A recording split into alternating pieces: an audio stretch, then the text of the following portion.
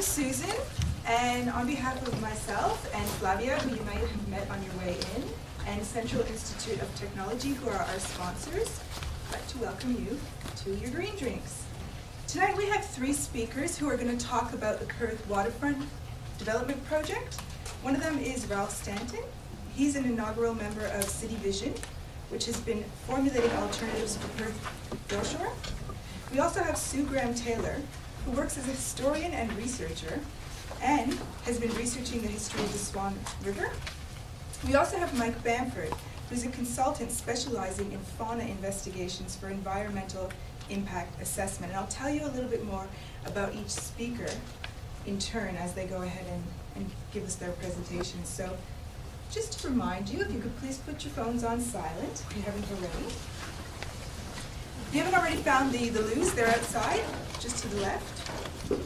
We're going to run for about an hour.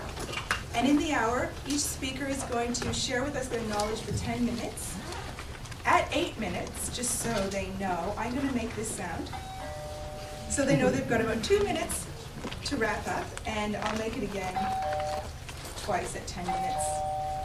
And that's just about done. Also, at the end, we'll have our more informal part of the evening, which is outside. We'll have some drinks and some nibbles, so please stick around for that, and we'll continue the conversation. Lastly, I just wanted to ask everyone if we could please keep this as a very respectful and mature conversation. I know that there may be people here who have different points of view and opinions, and that's wonderful, and please share them. But let's just do that in a very genuine, respectful way. And also, let's be concise, because we're going to have about half an hour for discussion, so that way we can get as many people involved as possible. All right, with that, I will introduce the first speaker, Ralph Stanton. Oops.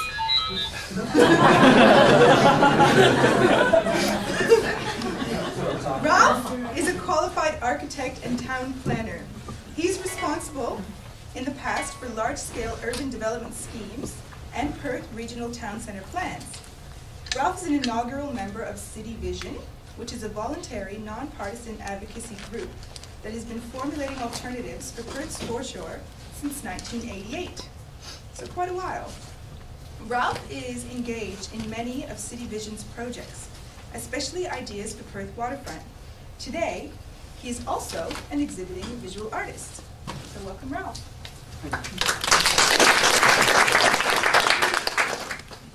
I should say that I'm not here as an advocate of the current scheme.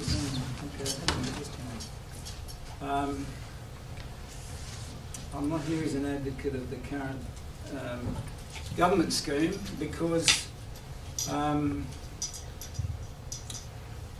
City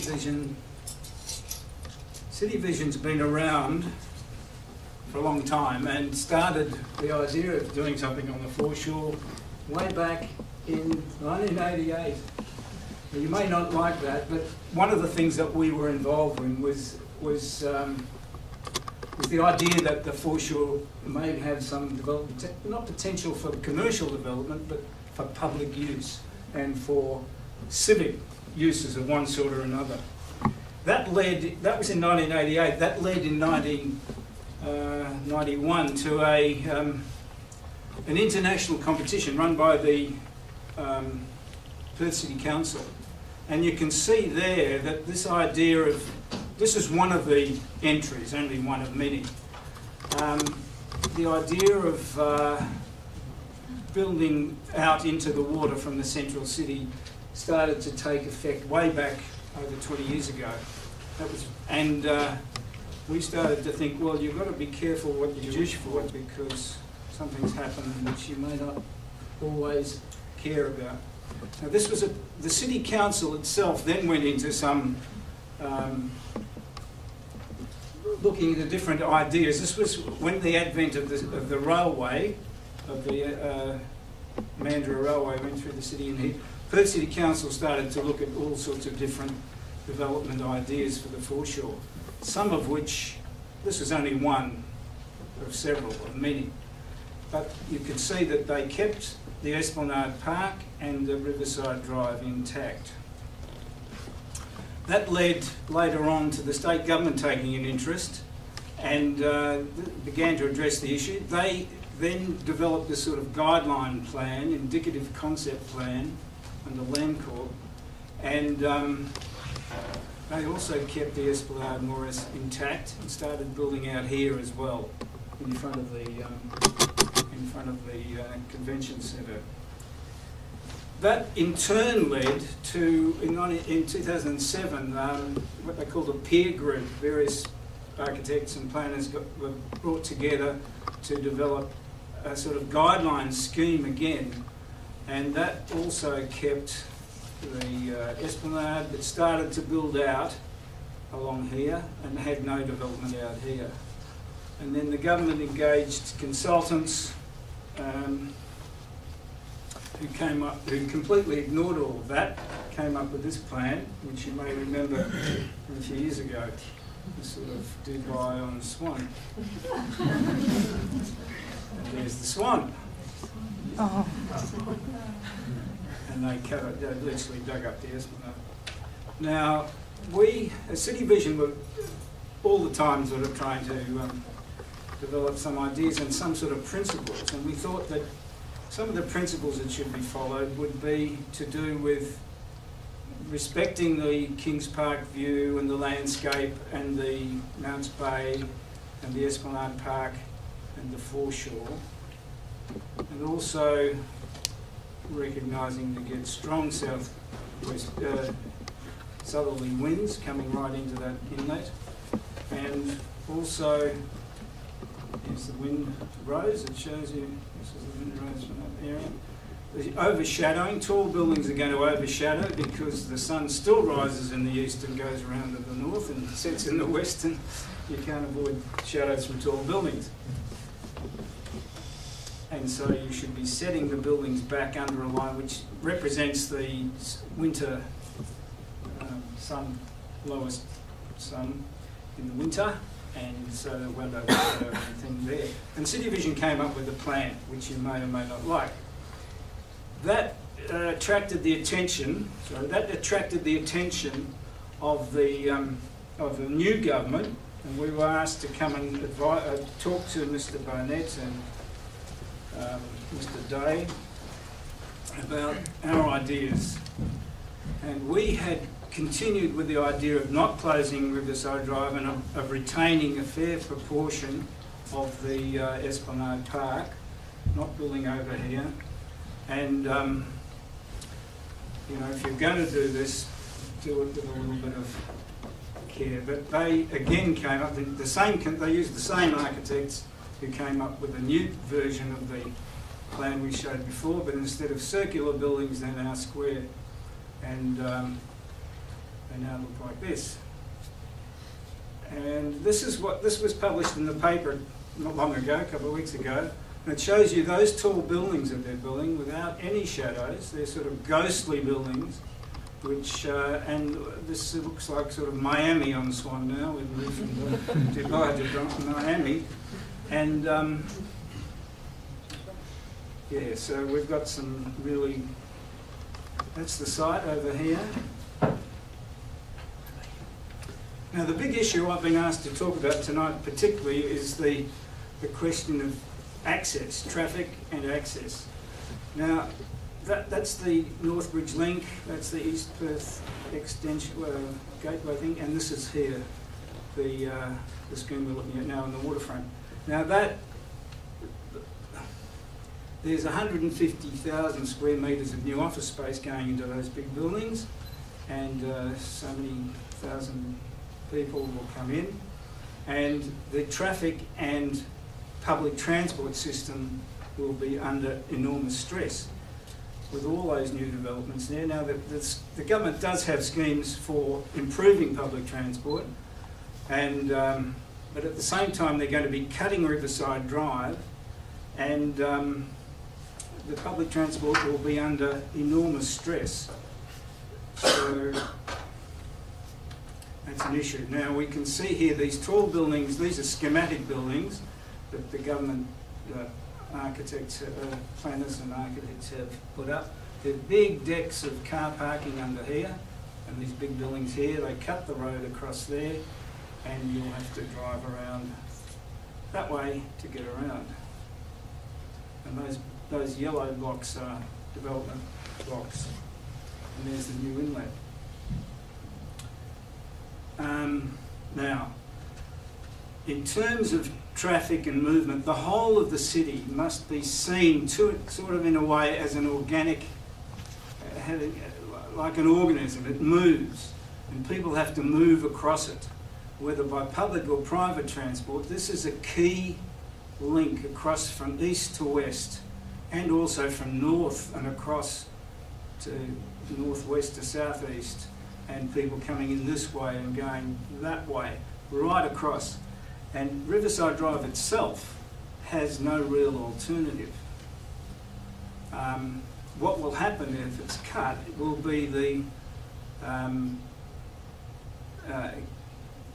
forcing, if you like, of traffic both into the CBD and around its periphery. So instead of improving traffic flow, we'll have more and more land use, more and more development on the waterfront site there, and attracting more people to that location, and we're actually slowing down and diminishing your access. Just as an idea, this is just looking at, say, morning peak movements from east to west, from east to west.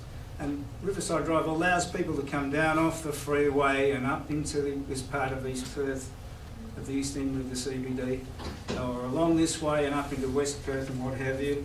And if you cut it, you're going to have them wending their way through Big Park and into the new tunnel, which is going to be widened, but you've still got to get out of the exits, which are clogged, and into West Perth and so on, or into the already narrowed streets of the central area. And you could use these little diagrams and look at all different aspects of east and west traffic, north and south traffic. It's just going to be a quagmire. Just another little view, that's from Kings Park. That's what it's going to look like with the new buildings one day, like that. Now this was done by some people working for the City Gatekeepers group. Just showing what the volume of those buildings. We don't need big buildings in order to get an attractive waterfront, exciting place to sit and coffee and what have you. These are an alternative plan produced by the City Gatekeepers, and I advise you, if you're interested in this issue, to look at the City Gatekeepers site. It's called citygatekeepers.com.au. They've got a whole lot of issues like this. This is a new plan produced by City Vision. It shows you a much softer development with still keeping a fair whack of the Esplanade, some of the heritage buildings, much lower and less dense buildings, and many more public buildings. You know, where's you're giving up a lot of public land here? Why don't we have civic developments? And whatever these may represent, a new museum, a new lyric theatre, all sorts of uses of that sort, which in a way have a call on public space, which private and commercial development doesn't have. There we are, I've come to the end. Good timing. And here's just a view, a three-dimensional view, showing perhaps a hotel and the sort of, except some buildings stepped back, and public use here maybe of one sort or another. But that's my talk.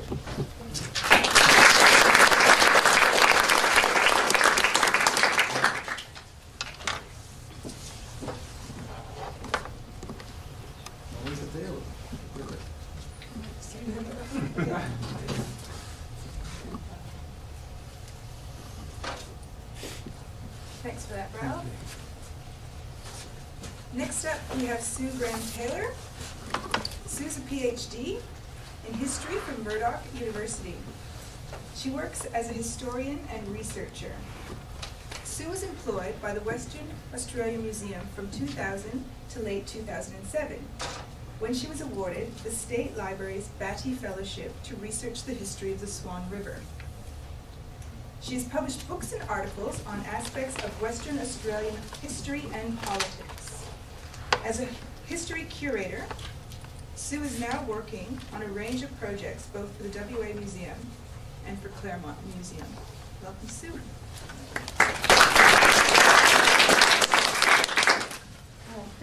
Thanks, Susan. My viewpoint will be more from a heritage point of view, and this shows the typical view that we see of Perth. You know, the Swan River lies at the heart of Perth. It was the reason for the establishment of the Swan River colony, and photographers and artists alike have depicted Perth from this spot since the earliest days of settlement. And writers have described the beauty and charms, and this view has given us our sense of place.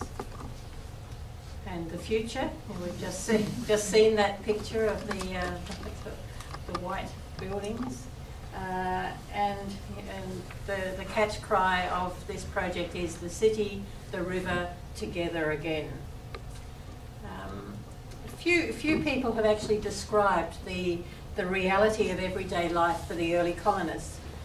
Perth was located on a sandy slope, bordered by shallow, muddy, very smelly waters to the south, and hemmed in by a string of shallow lakes to the north. The area in front of Perth was used for transport, and it wasn't long before colonists complained about the lack of any space where they could undertake recreation. In 1863, the West Australian called for a recreation ground to fill in the space between the two jetties and protect the embankment by a river wall. They suggested that it was perhaps the only colony that didn't have any piece of ground suitable for recreation. And so the colonists got together and agreed that they could solve the problem by reclaiming the area between the Barrack and William Street jetties.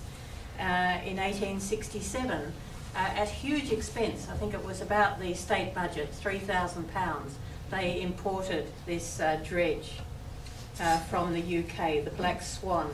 It wasn't very suitable and it didn't work, but it started digging up, and the fill that they weren't able to dredge in the river because its buckets were in the centre and it was too shallow. So they had to start digging, and they were putting ash and all sorts of things were put in as fill. So you can see the development there taking place. By 1896, that was the state of the development. And the call for then was for a recreation ground to encourage manly pursuits. And exercise does much to counteract vicious habits and propensities. So the land was handed to the Perth City Council by deed of grant in 1880 from the Governor. He said it was for the free recreation and enjoyment of the people forever. It was named the Esplanade Recreation Ground in 1885. And you can see there that it really wasn't very well developed at that stage, 1885. You can see there's more development there. The city baths in front attracted a lot of people. The recreation ground, the Esplanade, yeah. So this piece of land has been used since 1880 for all sorts of community functions. Every governor who arrived here. Governors were farewelled, troops met before they went to war, they were welcomed home, there were unemployment rallies, secession rallies, responsible government was declared there, not to mention every Anzac Day and since 1916, except for yesterday. 1905, they did some more improvement, and it's interesting to see there, they wanted a straight line all around the river. And it actually was the Supreme Court judge who campaigned against this straight line. The argument was that nature had been a bit messy and they had to improve and fix up what was there. And Barrack Square, 1905. The Esplanade Reserve also houses the 1928 kiosk. These are just some of the things that have been held on the reserve.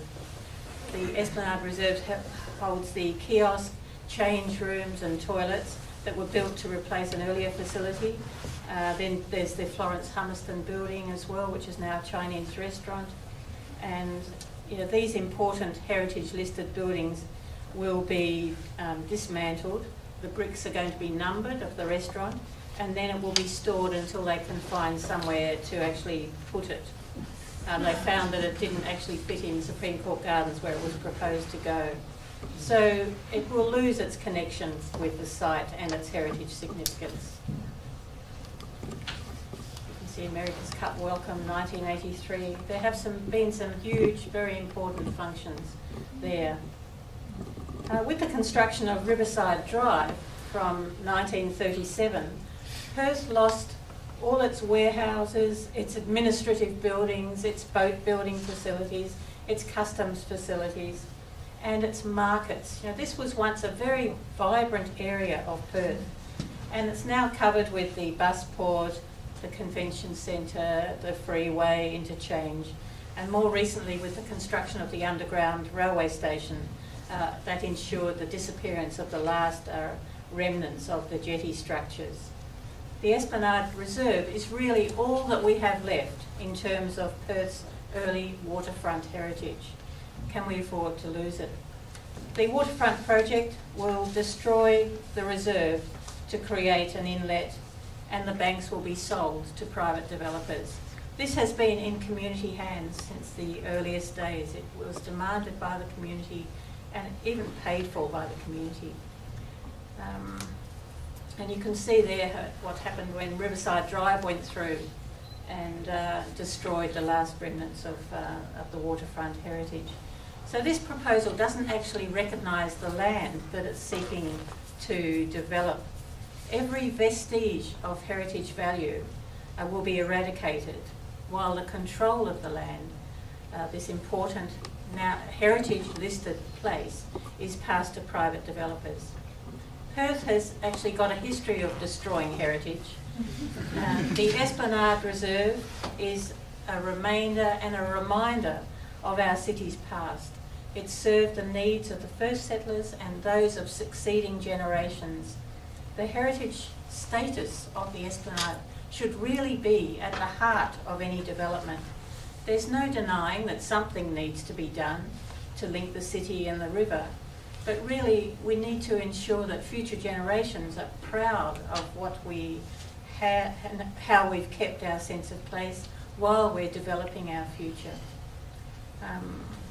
I think we can probably talk about afterwards some of the environmental impacts that will come as a result of the dredging, because we know what's under the land, and we know that it will have significant impacts. But I'll leave it there.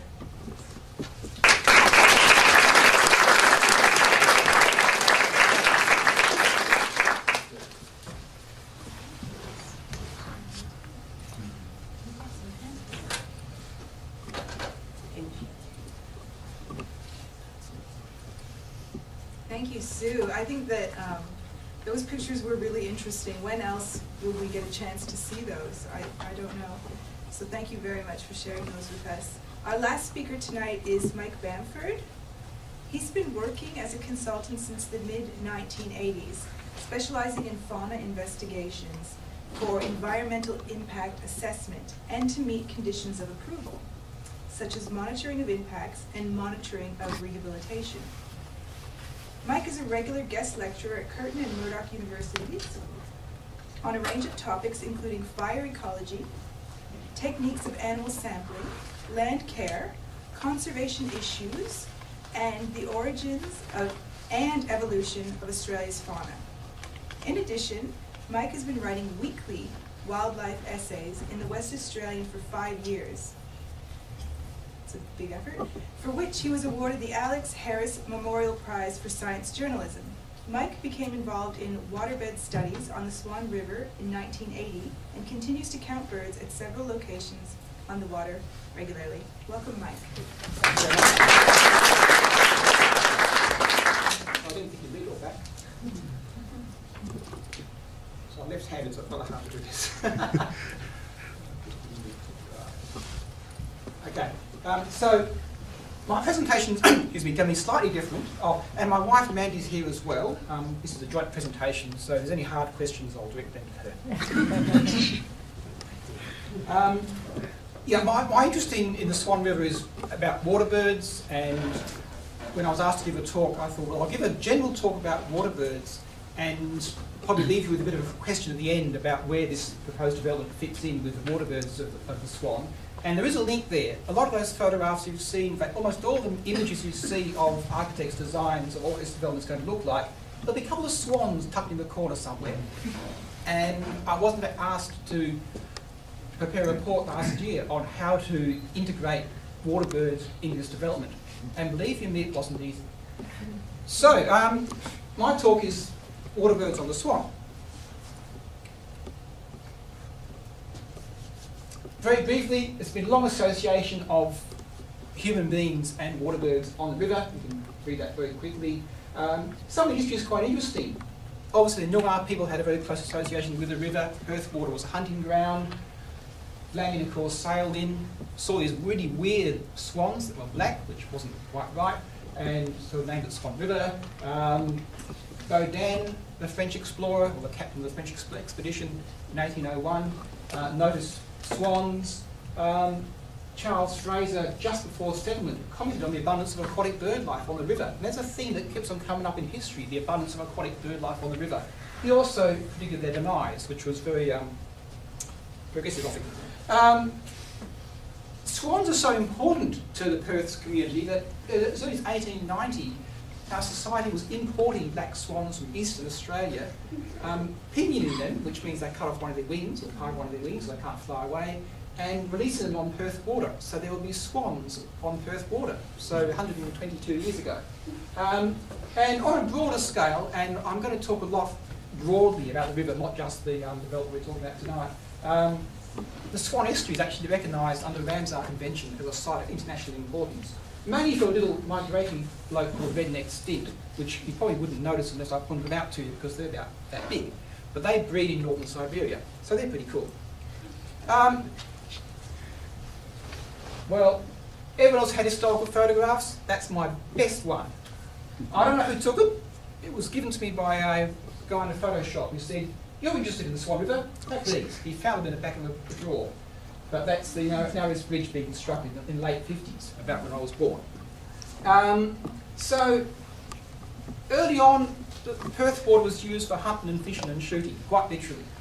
Swans and other ducks and waterfowl are flightless when in molt. They gather on large bodies of water where they feel safe, which means in a small boat with a club in your hand, you could hunt them.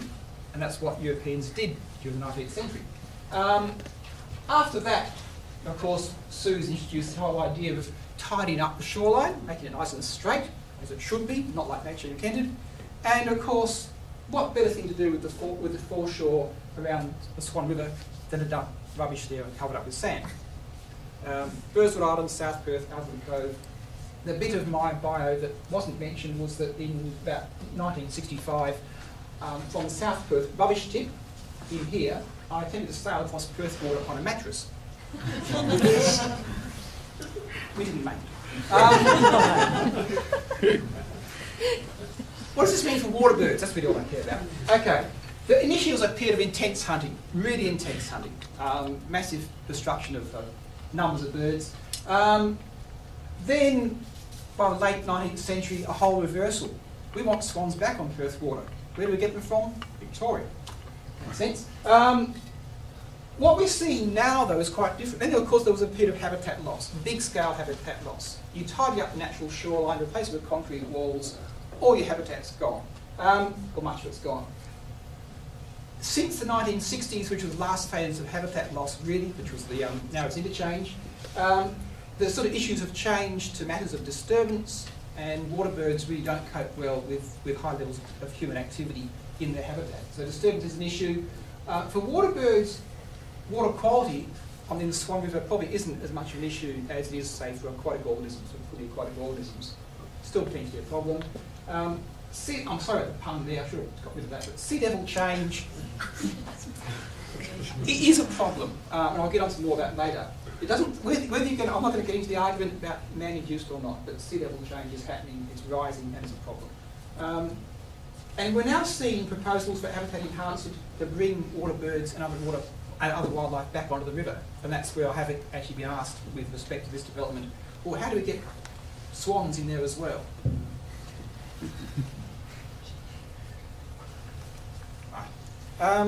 So what's happened? Just very briefly, because I've only got 6.5 minutes left.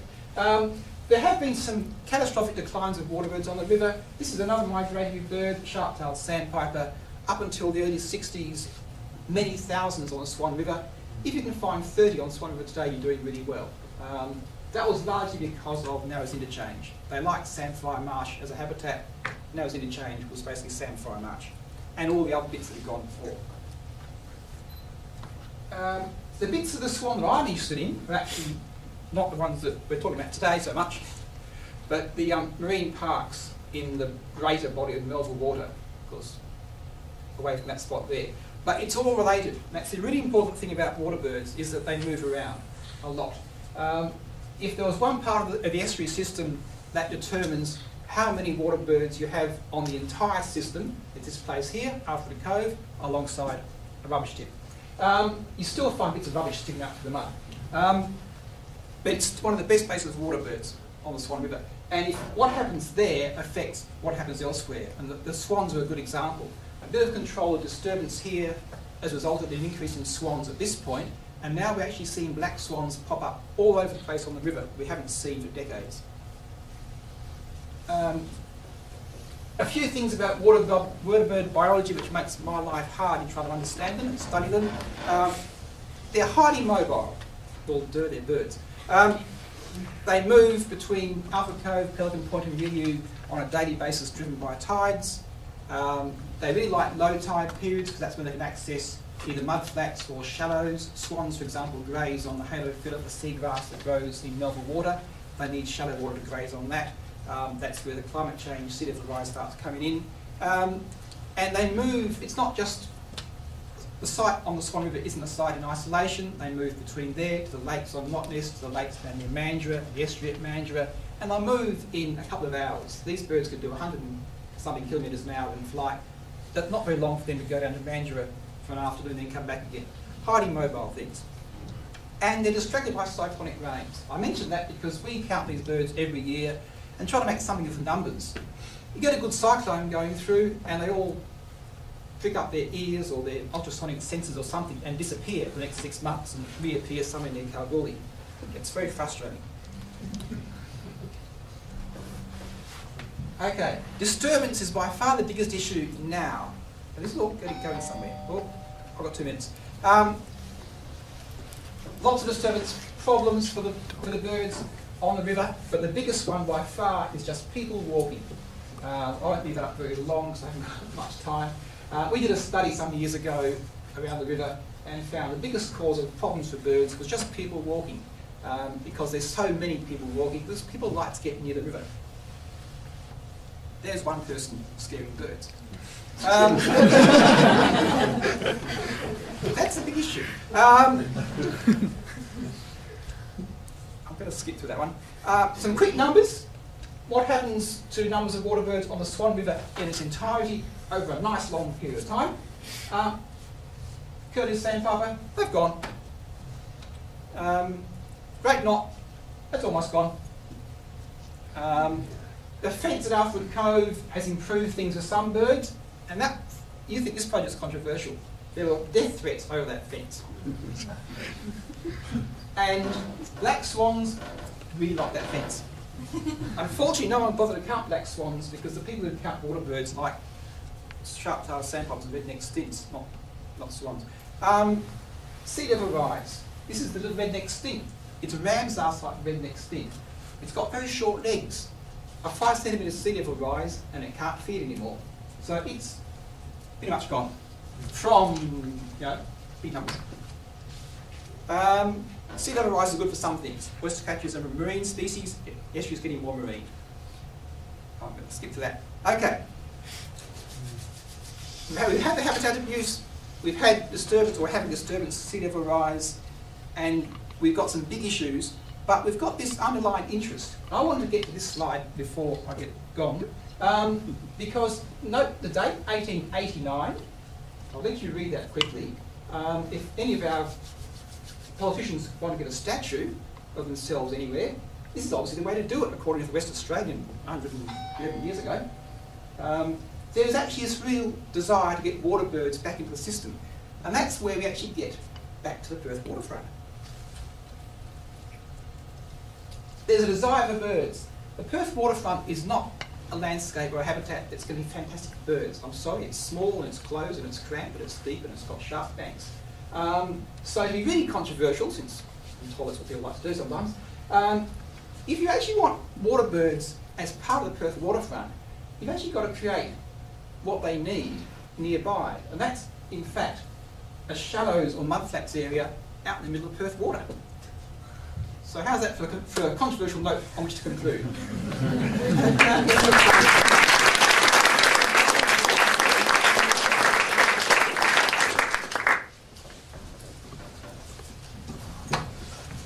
Thanks, Mike.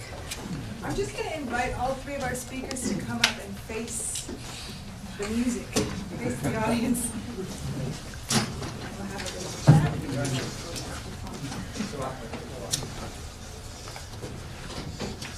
Is that okay for your eyes?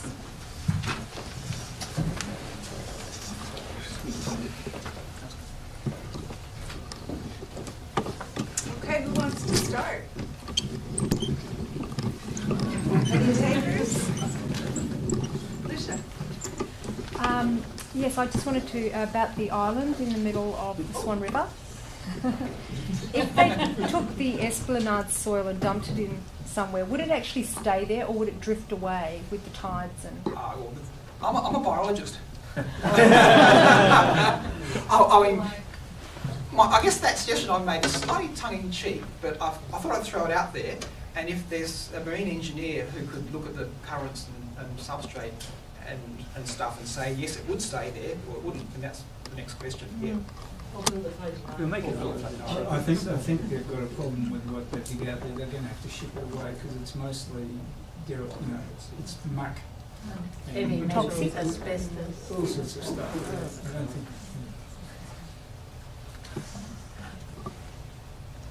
Who else wants to There have been many plans over the years for an island in the middle of Perth water. It's come up with several. And why does it get knocked back?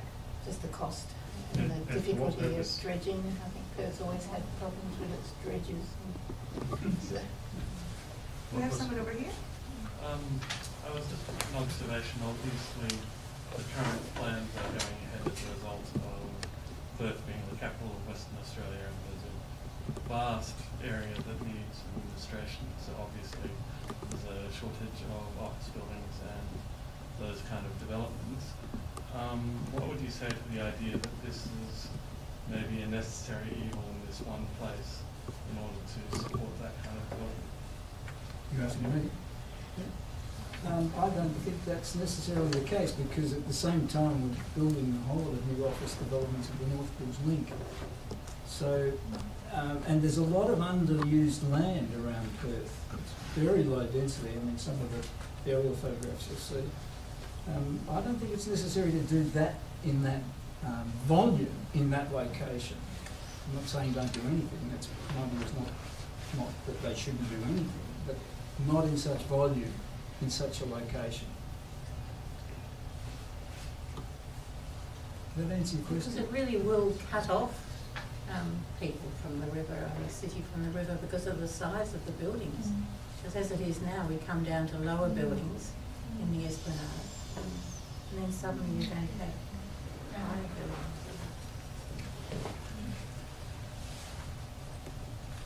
It seems like most of the people I talk to are against the idea of what the current proposal is, and yet that's what's going ahead. And like we've got places like your organisations that are to my mind coming up with better ideas. How is it that we're stuck with this thing that's going ahead when the vast majority of people don't really want it? They want something else. They want something that's like where there's more land there, where there's less tall buildings, you know, and we've got this idea that the land is precious there, sure, but what we're doing is putting the water into the land that we've already got, making less land.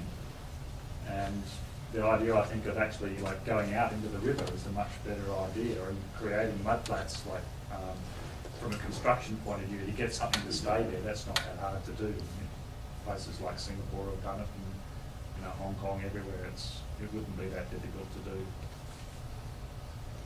do. Yes. So like, has the horse bolted? Can we Well, it has to an extent, because they started digging out there today.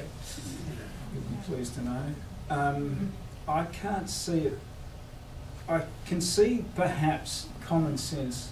I mean, cutting Riverside Drive, for example, is going to be like strangling Perth. It's not just one road. There's no alternative.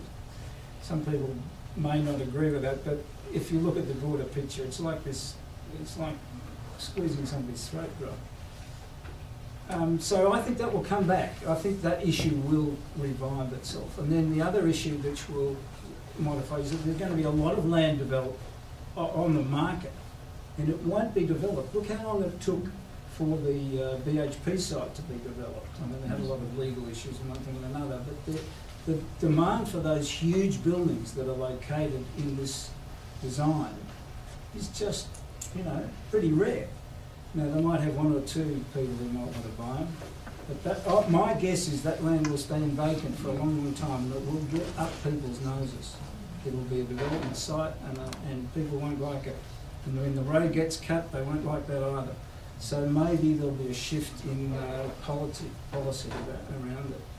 But other than that, how does the height of those proposed buildings dovetail with what you were showing us? Like, you have this step back idea of it's like those new buildings. Are they like way above that line? They're up to 36 stories high, and the ground is going to be, from what I can understand, 6 stories of car park, and then the buildings rise above it. So it won't be very attractive, either on the ground or in the shadows that it throws. Isn't there like sort of 6 stories and less of buildings, and then a step back to the tall buildings? Deck car park, from what I can see. It's just car park. I thought it was a building. Right, that's not the case. No, right?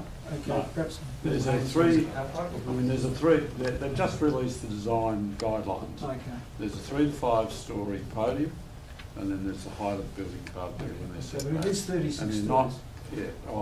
they're all different heights. Okay. All different heights. Okay, so I'm mistaken about that, about the 6 stories. But they have to be active facades, so they're not a blank car park. Okay, so active facades means shops and stuff access. like Okay, that. I so mean, that's not quite as bad that's as the I draft was trying to- that's the draft guidelines. Okay, but they're still tall.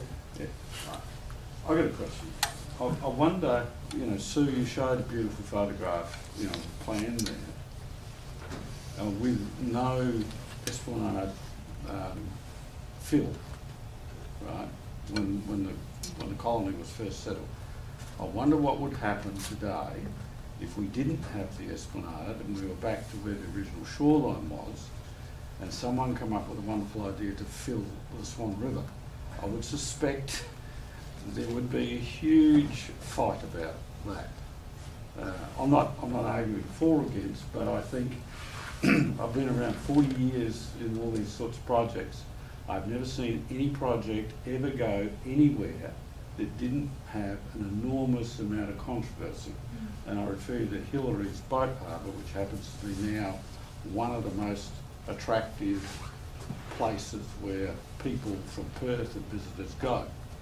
That is going to, if you look at the history of that, that was going to silt up the Indian Ocean, you name it. It was all the things. None of the things that was predicted to happen, happened. And now it's there. I think I've watched for 30 years the argument about bringing the city to the water to the city. I've listened to the arguments 1,000 times. No matter where you decide to build an inlet, you would have a fight. So I've actually said, ultimately, somewhere, someplace, they're going to bring the water to the city, or the city to the water, and if someone's made a decision, that's where it is. What I suspect, or what I suggest, is that that decision's been made, so you're not going to reverse it. But what I do encourage people is to get involved in the design guidelines for these buildings that surround the inlet. You can make an impact on those. They are out for public comment, and I encourage everybody to make a comment about it. I tend to agree with Ralph. The land has always been in public ownership. Do we really need to get, as public, we own it, do we really need to get a return on investment? It's ours.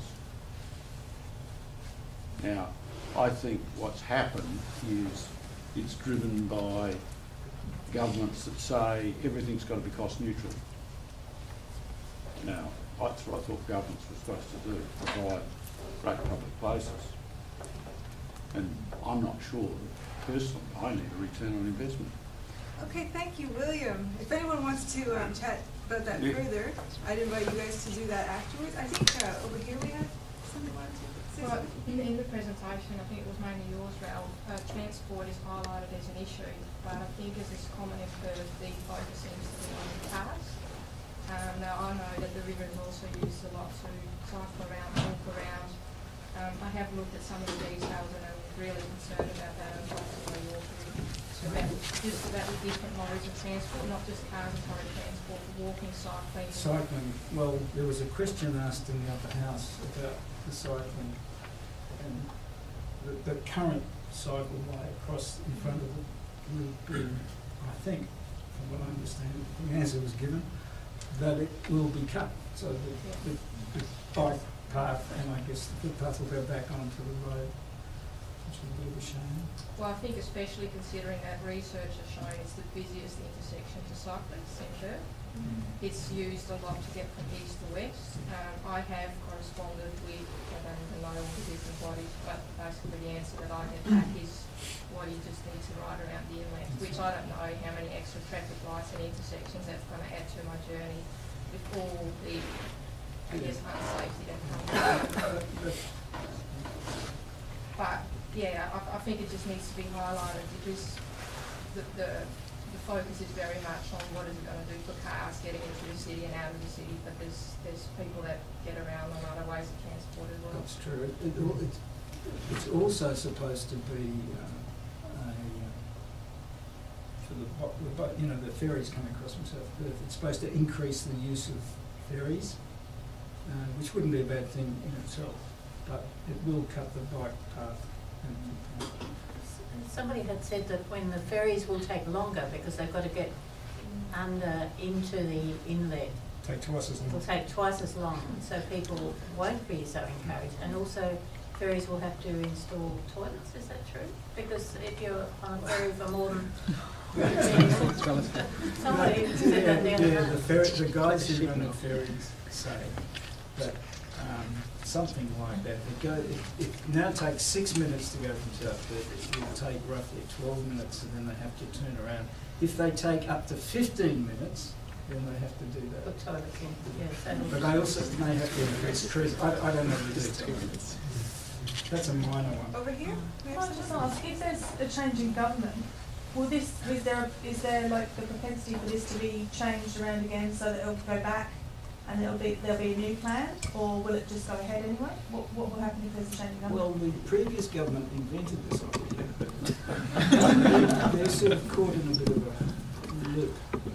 Nevertheless, I think from what I've heard and spoken to some of the other Labor Party people, they are much more aware of the issues that are raised by this development than they were when they first proposed it. But they're in a difficult position. Right, okay. I seem to remember at some point mention of Riverside Drive being sunk underground. Well, that has been mentioned as an option. You know, I think Mr. Barnett said, well, one day we can sink it. I've spoken to some very senior engineers about, well, two reasons. One thing is, why would you want to sink this beautiful Riverside Boulevard in the first place? Why would you want to put it under? Second of all, the cost will be enormous. Unbelievably expensive. I can tell. I investigated. We were involved in the bell tower. We investigated a tunnel underneath for the court tunnel.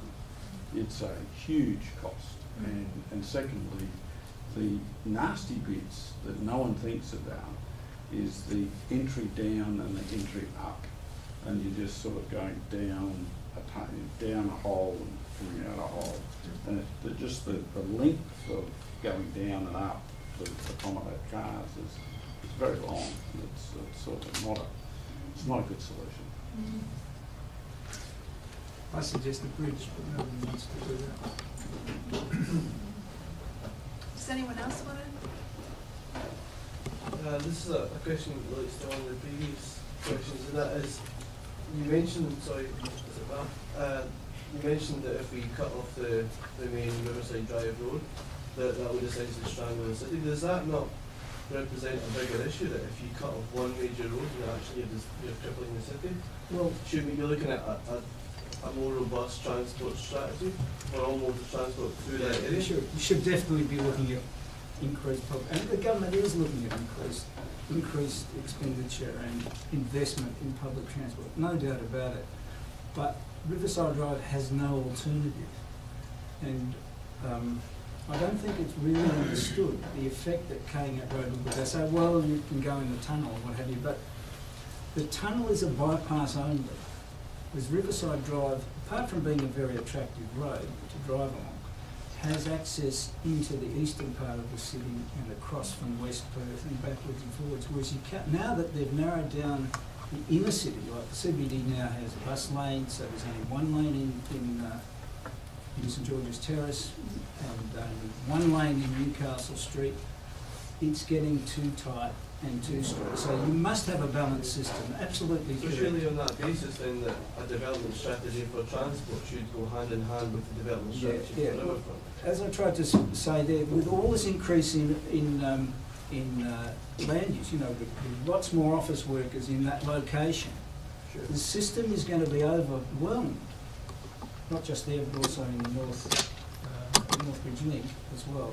The system won't cope, and it's not coping now.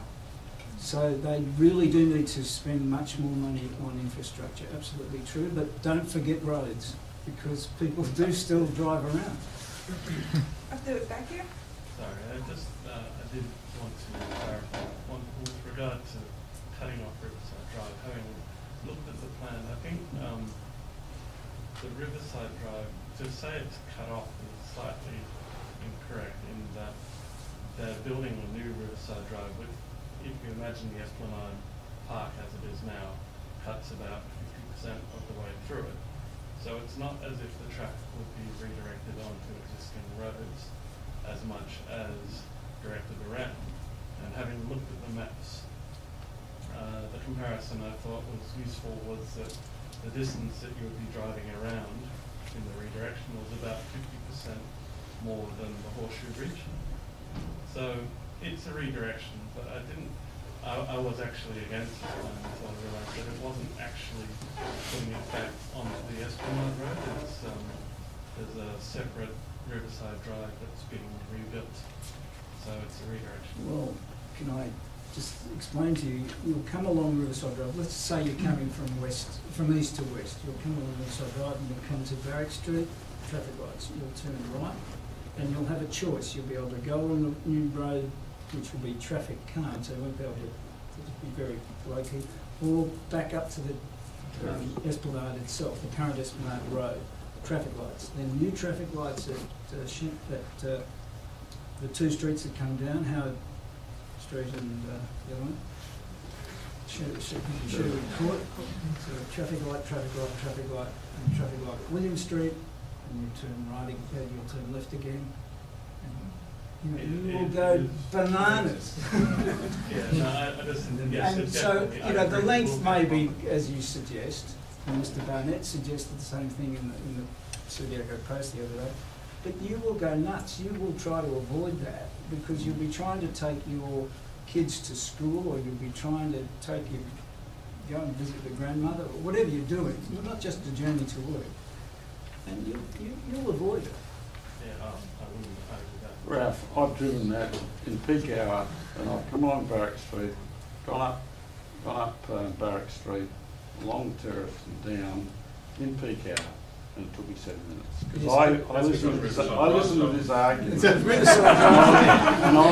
I thought, well, I'm going to do a dog lead and just see how long it took in the peak hour. Look, Maybe there's cook going to be twice as many. 7 minutes it took me, and I had to stop at lights. I think it's going to take longer, for sure. Especially when you factor in the people who are trying to get in and out of those car parks.